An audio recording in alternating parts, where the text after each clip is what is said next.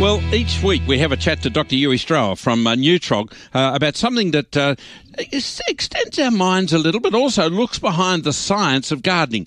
Now, I'm very lucky to be a horticulturist and a home gardener, and I know how important that science can be to home gardening. So let's just find out what we're talking about. Humates. What the hell are humates? Huey, good morning. Good morning, Graham. Yeah, I thought I'd clear up a few things because a lot of people sort of get a bit confused about humates and humics and what they are. So some people think that humates are that dark brown soil that you see in a forest, but only a portion of that is actually humics, and the rest is just undigested leaf litter. So humic substances are really essentially the leftovers after bacteria and fungi have broken down all that organic matter. And it's sort of those things like the waxes, the tannins, the fats, and some cellulose. So they're really resistant to any further digestion by microbes. So essentially they get left behind. Somebody told me once that it's humic acid that causes the staining on sandstone over time when you see a road cutting or you put down new stone and it weathers as the... Is that humic acid that causes that as well? Right. Yep, that can cause that, yes. Oh, there you go. There you go. Okay, I'm on the right track. So it's a good source of... what is a good source of humic substances then? Well, believe it or not, brown coal.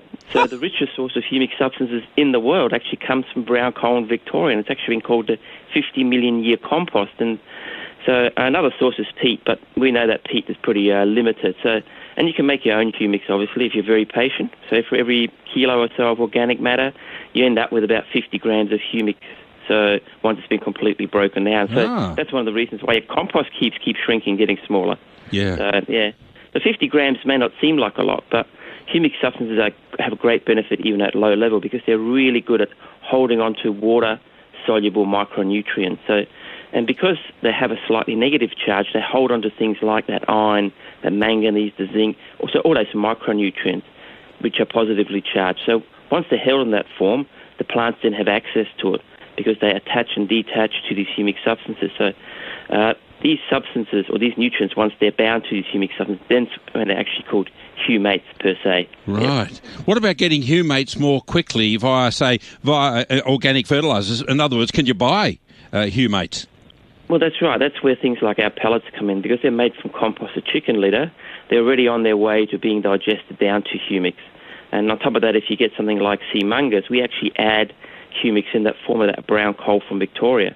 So you get a head start and you hold on to those leachable nutrients. So Seamungus has the highest level of humates in our range, but all of our products contain some level of humates. So using Seamungus is a great way to get those humates without having to wait for years. And even if you're using, say, Whoflungdung, that also contains humates. Yeah, I was going to ask you that, if the Whoflungdung, which I know the whole world's taken on as the best mulch, so it contains humates as well. Humates, well, they play a critical role for your soils, for the soil's nutrient holding capacity.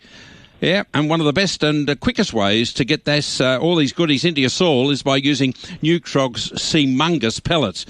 Yes, I haven't thrown it around the garden yet for winter, but I will do. Seamungus. It provides both humates as well as nutrients for your plants. How good is that? Seamungus. You'll find it at Bunnings and all other good nurseries and independent garden centres. Thank you for that, Huey. I wonder if there's humates in diamonds, man. No, I guess it's that's probably the next form along of something that's completely indigestible. Good on you, mate. Thank you for that. You could try giving a humate to your wife and pretend it's a diamond. Not sure how far you'll get with that. No, I don't think you're dead right. Dr. Stroeher talking about humates there from Neutrog. And if you're looking for it, then the best way to go is Seamungus.